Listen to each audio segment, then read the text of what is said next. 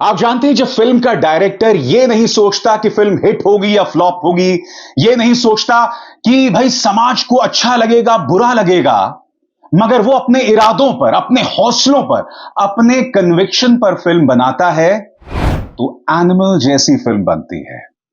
एक ऐसी फिल्म जो आपके पूरे सिस्टम को हिला देती है। एक ऐसी फिल्म जिसे एक वायलेंट फिल्म कहना एक किस्म का आलस होगा, क्योंकि इसका वायलेंस कहीं ना कहीं एक इंसान का अपने पिता के प्रति प्रेम को दर्शाता है। हेलो, वेलकम, खुशामदीद, नमस्कार। आप देख रहे हैं फिल्मी बातें विद अभिसार।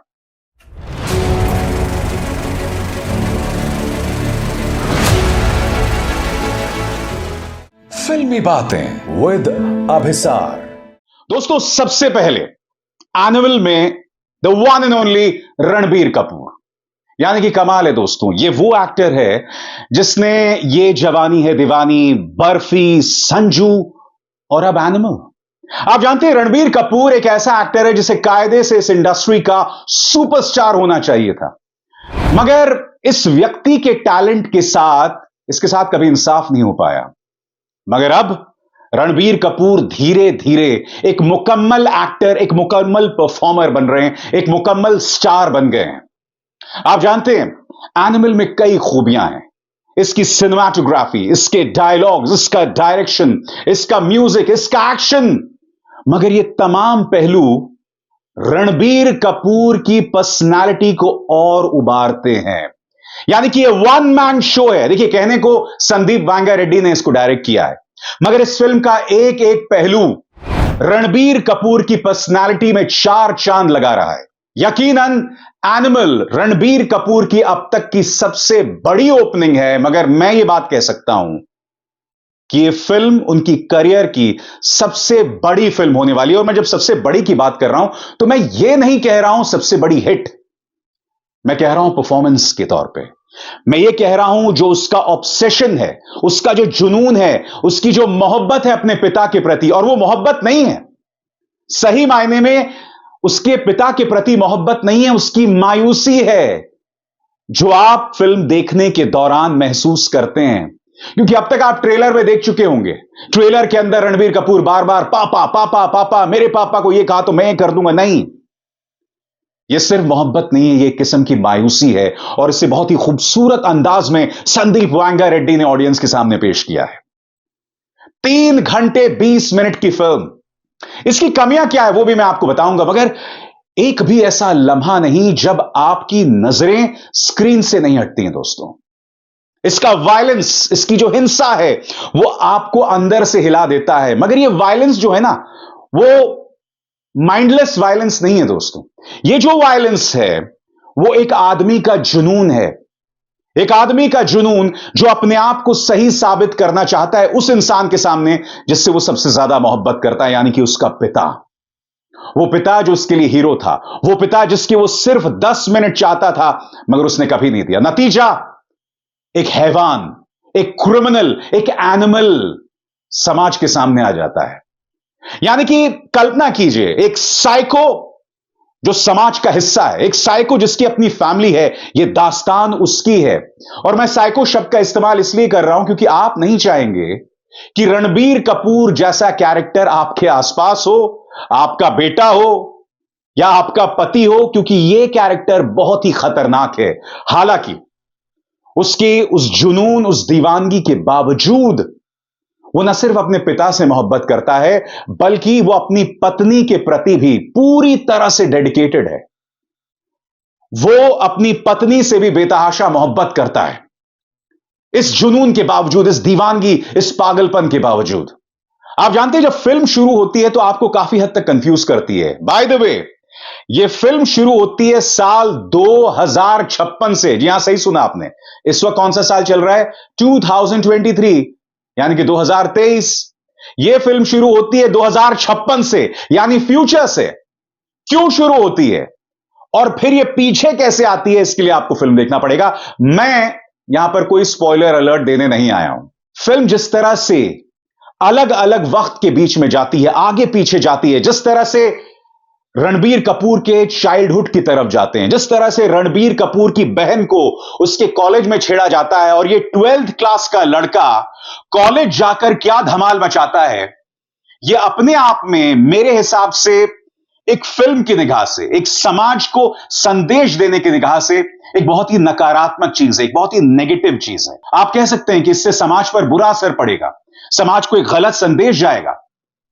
मगर हकीकत यह है दोस्तों, जैसे मैंने कहा ना, जब एक फिल्म मेकर अपने कन्विक्शन के साथ फिल्म बनाए, इस बात की परवाह नहीं करे कि अरे मैं ये जो दिखा रहा हूं कहीं इस वजह से फिल्म फ्लॉप ना हो जाए। संदीप वांगा रेड्डी की खास बात यही है कि इस पूरी फिल्म को वो पूरी शिद्दत, पूरी जुनून, पूरे कन्विक्शन के साथ बनाते हैं। वो ये परवाह नहीं करते कि आपको सही लग रहा है या बुरा। ऑडियंस इस पूरे 3 घंटे 21 मिनट में उनके साथ रहती है। एंड बॉबी देओल, आप जानते हैं बॉबी देओल का इस फिल्म में एक भी डायलॉग नहीं है, एक भी डायलॉग नहीं है, मगर यह व्यक्ति बगैर एक शब्द कहे जिस तरह से खुद को कन्वे करता है, दैट इज माइंड ब्लोइंग।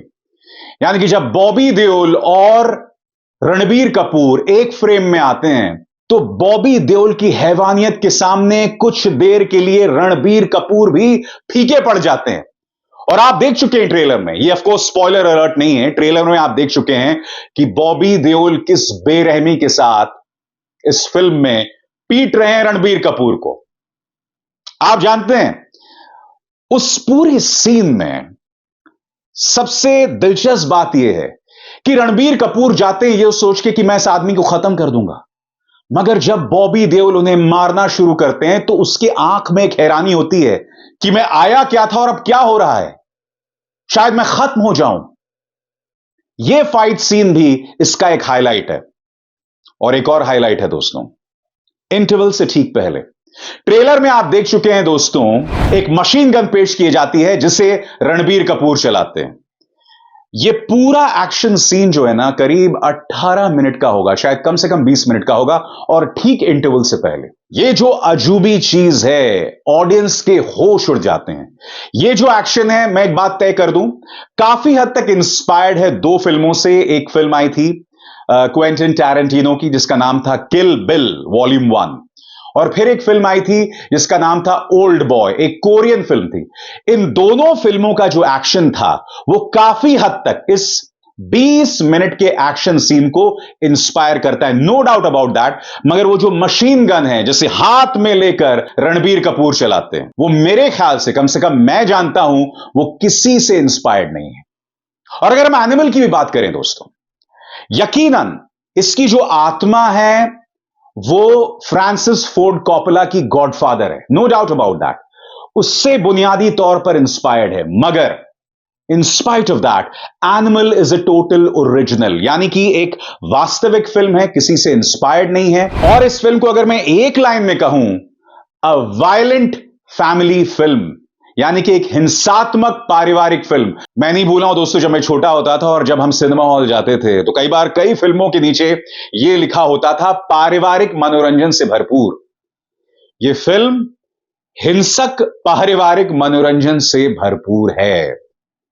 इस फिल्म में एक्टिंग के लिहाज से देखा जाए तो यकीनन रणबीर कपूर हैं, बॉबी देओल हैं, इसके अलावा अनिल कपूर का भी शानदार किरदार है, और रश्मिका मंदाना जो कि वाइफ बनी है, उनके साथ में एक बहुत जबरदस्त इरिटेशन है। हो क्या रहा है कि रश्मिका मंदाना की आवाज को डब नहीं किया गया है, उन्होंने खुद अपनी आवाज डब की है। अब चूंकि रश्मिका मंदाना जो हैं वो साउथ से आती हैं, तो जब आप उन्हें सुनते हैं ना, उनके कई डायलॉग्स आपको समझ ही नहीं आते हैं और वो काफी हद तक इरिटेटिंग हो जाता है, मगर उनकी आंखें बोलती हैं।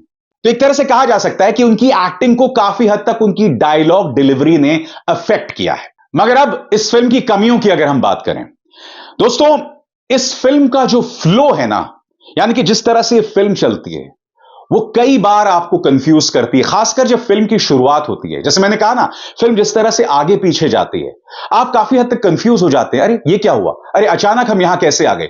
ये तमाम चीजें आपको कंफ्यूज करती हैं और उसकी झलक आपको थ्रू आउट द फिल्म दिखाई दे सकती है। अगर यह फिल्म नहीं चली, और ये बहुत बड़ा अगर है तो इसमें इसके नैरेटिव का एक बहुत बड़ा दोष होगा। मगर अगर इस फिल्म के मोमेंट्स की बात करें, लम्हों की बात करें, तो फिल्म में कई खूबसूरत लम्हे हैं, कई ब्यूटीफुल मोमेंट्स हैं। एक्टिंग की बात करें, डायलॉग्स की बात करें, मैं आपको एक चीज याद दिलाना चाहूंगा। इससे पहले संदीप वांगा रेड्डी की एक फिल्म आई थी कबीर सिंह। अर्जुन रेड्डी से इंस्पायर्ड थी वो फिल्म, उन्हीं की अपनी फिल्म थी। कबीर सिंह को लेकर एक क्रिटिसिज्म हुआ था कि कबीर सिंह एक टॉक्सिक, एक जहरीले आदमी की कहानी है जो अपनी गर्लफ्रेंड के साथ बहुत बुरा व्यवहार करता है, बुरा बर्ताव करता है, और वो गर्लफ्रेंड कुछ नहीं कहती। इस फिल्म में भी मुझे ऐसा लग रहा था कि औरतों को बहुत ही कमतर ट्रीट किया जाएगा, उन्हें एक किस्म का सेकेंड क्लास सिटीजन के तौर पर बताया जाएगा। मगर नहीं, इस फिल्म के अंदर रणबीर कपूर की जो बीवी हैं, रश्मिका मंदाना का जो किरदार है, वो अपने आप में बहुत ही पावरफुल किरदार है। और वो एक साइको, एक एनिमल की पत्नी होने के बावजूद कहीं पर भी झुकती हुई नहीं दिखाती। शी होल्ड्स हर ओन और जबरदस्त टक्कर देती है। मगर जैसे मैंने कहा ना, उनकी डायलॉग डिलीवरी में बहुत प्रॉब्लम्स हैं, खासकर जब वो इमोशनल सीन्स कह रही होती हैं, जिसमें वो गुस्से में होती हैं, और उसको लेके आप जानते हैं अब तक ढेरों मीम्स भी बन चुके हैं। दोस्तों, जहां तक सीन्स की बात करें, इस फिल्म में काफी सीन्स स्टैंड आउट करते हैं। मसलन वो लम्हा जो आप ट्रेलर में देख चुके हैं, जिसमें रणबीर कपूर अनिल कपूर से कहते हैं कि आप बस पापा पापा कहते रहिए, और अनिल कपूर कहते हैं पापा पापा, और जब तीसरी बार अनिल कपूर पापा कहते हैं तो रणबीर कपूर चिल्लाते हैं, सुन रहा हूं तुम्हारी बातें, बहरा नहीं हूं मैं। वो एक सिर्फ छोटा सा लम्हा है जो आपने ट्रेलर में देखा। उस पूरे लम्हे को आपको स्क्रीन पर देखना पड़ेगा। पीछे दिवाली के पटाखों की आवाज आ रही है, और यह इस फिल्म का सबसे मुकम्मल, सबसे इंपॉर्टेंट सीन है, जब अनिल कपूर अपने बेटे को एक बुरी खबर देते हैं, और वो बेटा जब पहली बार अपने दिल के अंदर क्या है अपने पिता के लिए उसका इजहार करती है। तभी मैंने आपसे कहा, यह सिर्फ मोहब्बत नहीं है, यह एक किस्म की मायूसी भी है, एक बेटे की अपने बाप के प्रति। और क्लाइमैक्स, दोस्तों, जब क्रेडिट शुरू हो जाता है ना, तो हमारी आदत होती है, हम लोग उठ के चले जाते हैं। गलती से ऐसा मत करना, क्योंकि तभी एनिमल का सबसे बड़ा हाई पॉइंट आता है, एक ऐसा क्लाइमैक्स। क्योंकि पूरी फिल्म में हम एक एनिमल को देख चुके हैं, यानी रणबीर कपूर। क्लाइमैक्स में आप एक और एनिमल को देखेंगे, और वो एनिमल आपके होश उड़ा देने वाला है। वो एनिमल जो एनिमल के सीक्वल में आने वाला है, वो सीक्वल जिसका नाम है एनिमल पार्क, यानी कि एनिमल्स का उद्यान। एक ऐसा पार्क जिसमें सिर्फ एक एनिमल नहीं होगा, दो एनिमल होंगे। और ये दूसरा एनिमल कौन है? No no no no no, मैं स्पॉइलर अलर्ट नहीं देने वाला हूं, इसके लिए आपको फिल्म देखना होगा। दोस्तों, ये आपके होश उड़ा देती है। जैसे मैंने कहा, वायलेंस खासकर जिन लोगों के कमजोर दिल हैं, ये फिल्म उनके लिए नहीं है। दोस्तों, मेरा हमेशा से मानना है, वायलेंस जब भी गैर जिम्मेदाराना ढंग से पोर्ट्रे की जाए, मैं उसकी हमेशा आलोचना करता हूं। मगर इस वायलेंस के पीछे एक कशिश है, एक कथारसिस है, एक इसका बैकग्राउंड है, जो आप फिल्म देखने के बाद महसूस करते हैं। मैं आपको बतला नहीं सकता हूं दोस्तों, मैं खुद को किस तरह से रोक रहा हूं। इस फिल्म के बारे में मैं आपको कई चीजें बताना चाहता हूं, मगर बता नहीं सकता। Hats off Sandeep Vanga Reddy, hats off Ranbir Kapoor. और हां दोस्तों, इस फिल्म के अंदर जो हमारे सिखों की एक पूरी बटालियन होती है, यानी कि जो रणबीर कपूर के साथ हमेशा रहते हैं, वो इस फिल्म में जिस तरह का उनका स्वैग है ना, उफ, जिस तरह का स्वैग है, और आप इसकी झलक देख भी चुके हैं ट्रेलर में। मगर फिल्म के अंदर जब आप उनको देखेंगे ना, आपको उनके साथ मोहब्बत हो जाएगी। क्या यह फिल्म हिट होगी, फ्लॉप होगी? भैया, इसमें मैं नहीं पढ़ता हूं। फिल्म हिट होगी, फ्लॉप होगी, यह तो जनता जनार्दन तय करती है। मगर जहां तक मेरी बात है, मुझे इस फिल्म में एक नॉवेल्टी दिखी, एक नयापन दिखा, एक नवीनता दिखी। और मुझे ऐसा लगता है कि ऐसी फिल्म इंडस्ट्री में इससे पहले कभी नहीं देखी गई। एक फैमिली फिल्म जिसमें वायलेंस है, क्राइम है, एक फैमिली फिल्म जिसमें आप एक साइकोटिक बिहेवियर को भी देखते हैं, एक ऐसी फैमिली फिल्म जो फिल्म देखने के 1 घंटे बाद भी आपके दिमाग में गूंजती रहती है। अभिसार शर्मा को दीजिए इजाजत। नमस्कार।